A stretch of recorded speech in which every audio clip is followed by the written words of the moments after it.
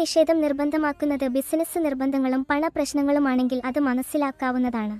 എന്നാൽ താങ്കളുടെ ഈ തീരുമാനം ഞങ്ങളോടുള്ള നിങ്ങളുടെ വ്യക്തിപരമായ വിദ്വേഷം തീർക്കാൻ വേണ്ടി മാത്രമുള്ളതാണെന്നും നിങ്ങൾ ഇത്രയും കാലം മനഃപൂർവ്വം അനിശ്ചിതത്വം പാലിച്ചതിലും വേദനാജനകമാണ്.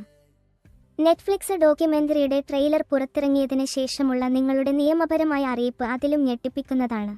ഞങ്ങളുടെ സ്വകാര്യ ഉപകരണങ്ങളിൽ ചിത്രീകരിച്ച ചില വീഡിയോകളുടെ വെറും 3 സെക്കൻഡ് ഉപയോഗത്തെ നിങ്ങൾ ചോദ്യം ചെയ്ത വരികൾ വായിച്ചപ്പോൾ ഞങ്ങൾ ഞെട്ടിപ്പോയി. അതും സോഷ്യൽ മീഡിയയിൽ ഇതിനകം തന്നെ പരസ്യമായി പ്രത്യക്ഷപ്പെട്ട BTS ദൃശ്യങ്ങളും 10 രൂപ ക്ലെയിം ചെയ്തു. കേവലം 3 സെക്കൻഡിനുള്ള നഷ്ടപരിഹാരമായി കോടികൾ. ഇത് നിങ്ങളിൽ നിന്ന് ഏറ്റവും താഴ്ന്നതാണ്. നിങ്ങളുടെ സ്വഭാവത്തെക്കുറിച്ച് വളരെയധികം സംസാരിക്കുന്നു. നിങ്ങളുടെ നിരപരാധികളായ ആരാധകർക്ക് മുന്നിൽ ഓഡിയോ ലോഞ്ചുകളിൽ സ്റ്റേജിൽ വരാൻ നിങ്ങൾ ചിത്രീകരിക്കുന്ന പകുതി വ്യക്തിയായിരുന്നെങ്കിൽ എന്ന് ഞാൻ ആഗ്രഹിക്കുന്നു. പക്ഷേ വ്യക്തമായി നിങ്ങൾ പ്രസംഗിക്കുന്നത് നിങ്ങൾ ചെയ്യുന്നില്ല. കുറഞ്ഞത് എനിക്ക്